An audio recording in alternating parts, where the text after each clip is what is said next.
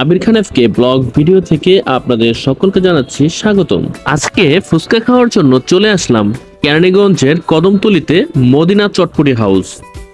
ওনার চটপটি এবং ফুচকা দুইটাই অনেক মজাদার হয়ে থাকে। স্পেশালি হচ্ছে উনি বোম্বাই মরিচ দিয়ে যখন ফুচকা তৈরি করে তখন ওইটার ফ্লেভারটা অনেক ভালো হয়। গরম যে ডাল, সে ডালটা ফুচকার মধ্যে ডাইরেক্ট ঢেলে দেয়।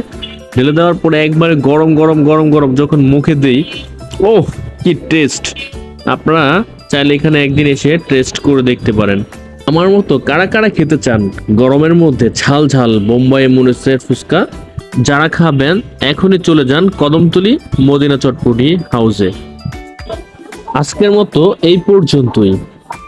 ভিডিওটি ভালো লাগলে আবির খান এফকে ব্লগ পেজটি ফলো দিন এবং ইউটিউব চ্যানেলটি সাবস্ক্রাইব করতে ভুলবেন না।